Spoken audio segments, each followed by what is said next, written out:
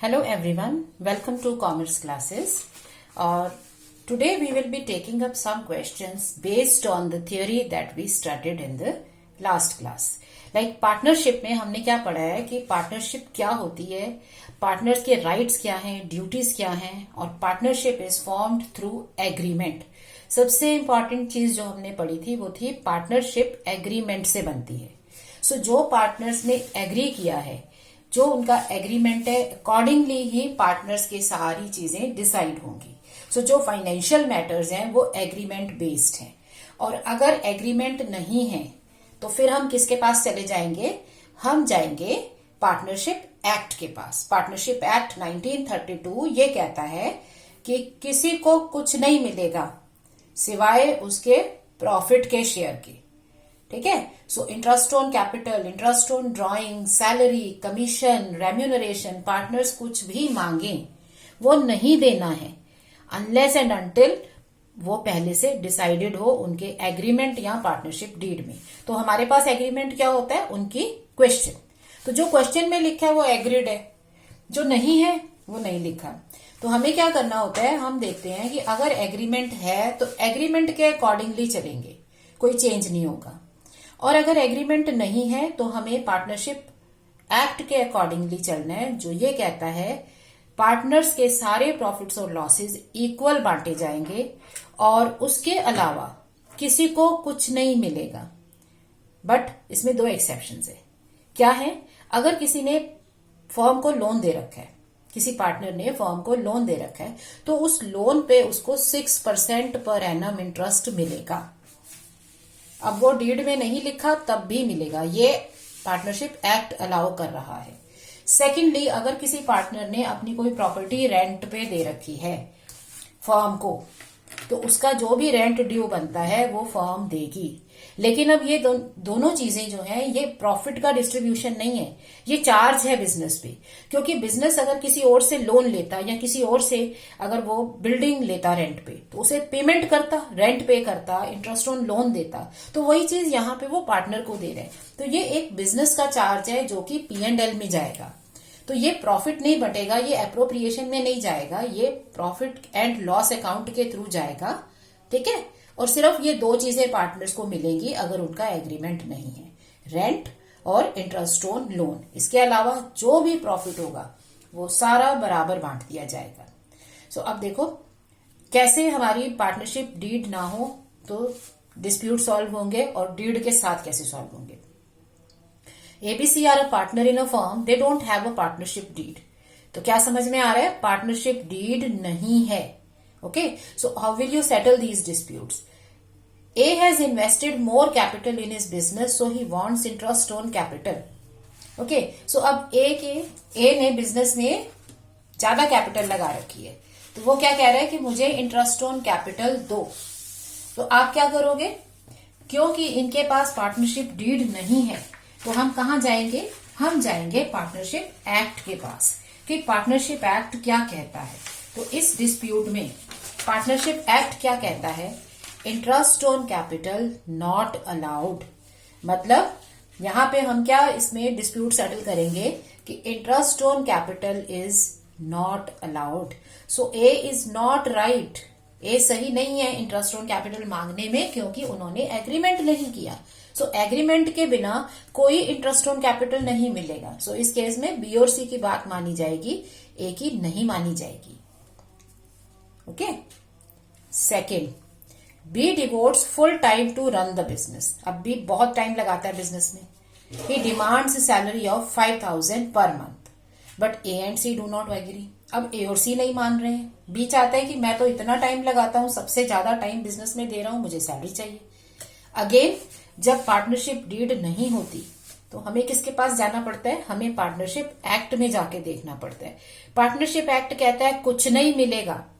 ठीक है. सो उनको कोई रेम्यूनरेशन, सैलरी, कमीशन नहीं मिलेगी, कुछ नहीं मिलेगा except interest on loan and rent of property. सिर्फ ये दो चीजें, वो भी चार्ज है, प्रॉफिट पे चार्ज है, वो अलाउ होंगी, बाकी कुछ अलाउ नहीं होगा.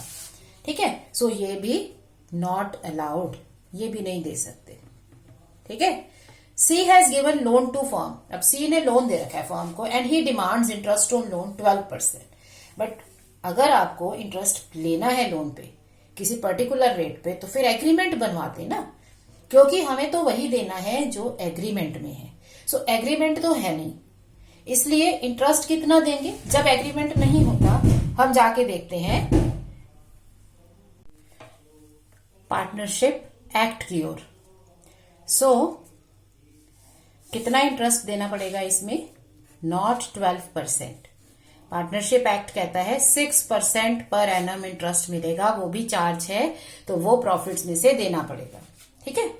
Next, A has drawn 10,000 from firm and now B and C wants interest on drawing at 10% to be charged. Again हमारा पार्टनरशिप एक्ट क्या कहता है, interest on drawing is not to be charged, तो not allowed.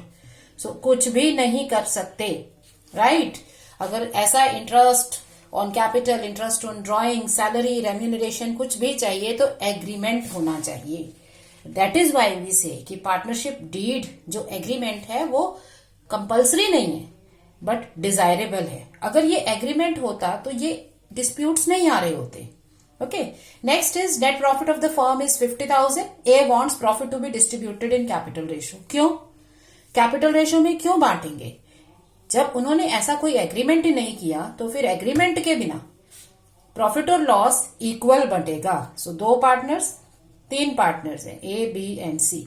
सो इनकी 1:1:1 equal 3 parts हो जाएंगे, हर एक को 1/3 शेयर मिलेगा, राइट.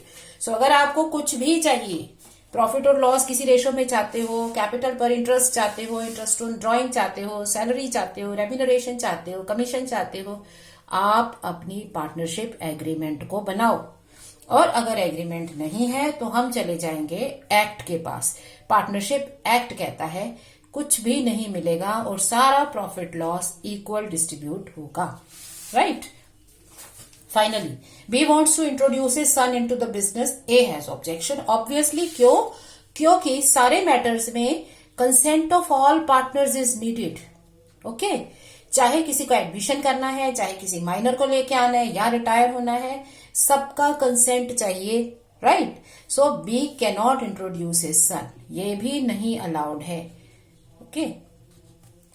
नाउ नेक्स्ट है, Ajay and Vijay decides to run a clinic in slum area to provide free medical advice. So ये 2 persons हैं, ये लोग मिलके एक क्लिनिक खोल रहे हैं मेडिकल एडवाइस और मेडिसिन देने के लिए. They decide to contribute 80,000 for this. Should they enter into an agreement?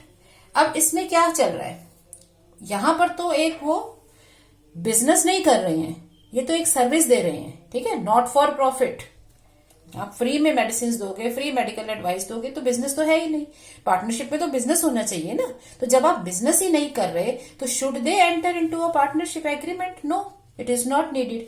क्यों? क्योंकि हमने पार्टनरशिप की डेफिनेशन में पढ़ा था कि जो पार्टनरशिप है उसके बेसिक फीचर्स क्या हैं कि उसमें एक बिजनेस होगा, एक लॉफुल बिजनेस होना चाहिए. तो जब बिजनेस ही नहीं है तो पार्टनरशिप के अंदर एग्रीमेंट की जरूरत नहीं है. ठीक है. नेक्स्ट है, Ved wants to retire from the firm and wants his son to be taken as a partner. पहली चीज, इज इट पॉसिबल? अगर हमारे पास कोई एग्रीमेंट नहीं है, जैसे इस क्वेश्चन में कुछ नहीं लिखा, सो कोई भी नया पार्टनर तभी आ सकता है जब सब पर्सन्स एग्री करें. सो वो कैसे अपने बेटे को फर्म में ला सकता है? How can he induct his son? Only by convincing all of them. अगर वो सारे पार्टनर्स को कन्विंस कर लेता है तब वो अपने बेटे को अपनी फर्म ज्वाइन करवा सकता है. सो कोई नया पार्टनर आएगा with the consent of all partners, तो उसे कंसेंट लेना पड़ेगा, अदरवाइज वो अपने बेटे को फर्म में नहीं ला सकता. Let us see another question कि कैसे पार्टनरशिप डीड के बिना मैटर सॉल्व होते हैं. Ravi and Sunil started a partnership firm and decided profits to be divided into equal ratio. Fine. इसका मतलब इन्होंने एक एग्रीमेंट कर लिया. एग्रीमेंट है कि प्रॉफिट्स जो है वो इक्वल रेशियो में बंटेंगे. Very much likely partnership act. Now Ravi has invested more capital and he devotes more time into the firm. So he wants now 75% share in profit in place of 50%. पहले equal था ना, तो equal का मतलब आधा आधा 50% 50%, but अब वो कह रहा है कि मुझे 75% शेयर दो क्योंकि मैं तो ज्यादा पैसा लाया हूं, ज्यादा टाइम लगा रहा हूं. तो डिसाइड करो. Now when they have agreed on something, तो फिर वही फॉलो होगा. जब एग्रीमेंट कह रहा है इक्वल रेशो, तो इक्वल रेशो ही होगी. तो इसमें हमारा डिसीजन क्या होगा? As per agreement the profits are to be divided equally. So no partner can make the change without approval of others. तो अगर ये चेंज करना है तो रवि और सुनील दोनों को मिल के डिसीजन लेना होगा. So if both of them agree, तो वो अपनी पार्टनरशिप डीड में चेंज कर सकते हैं. But right now this is not allowed. Profit will be shared equally.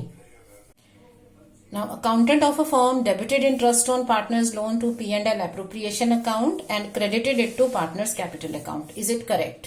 So, हमें ये समझ लेना है जो भी बिजनेस के चार्जेस होते हैं, चार्जेस मतलब जो एक्सपेंसेस हैं, ठीक है, वो P&L अकाउंट में जाते हैं, ना कि P&L एप्रोप्रिएशन अकाउंट में. सो इसे प्रॉफिट एंड लॉस अकाउंट में जाना चाहिए. तो ये जो उसके अकाउंटेंट ने इसे P&L एप्रोप्रिएशन अकाउंट में डाला है, this is wrong. P&L appropriation account profit बांटने के लिए है, ना कि चार्जेस लिखने के लिए. सो ये गलत है. इसे P&L अकाउंट में जाना है. इंटरेस्ट ऑन लोन हो, रेंट हो, ये P&L अकाउंट में जाएगा. ठीक है. नेक्स्ट है, Ravi has accepted advanced loan to the firm in which he is a partner for 50,000 and he demands 12% interest because he has taken this loan from his friend at this rate. So decide now. Firm में अगर आपने loan दिया है तो आपको कितना interest मिलेगा, ये डिपेंड करेगा आपके पार्टनरशिप एग्रीमेंट पे.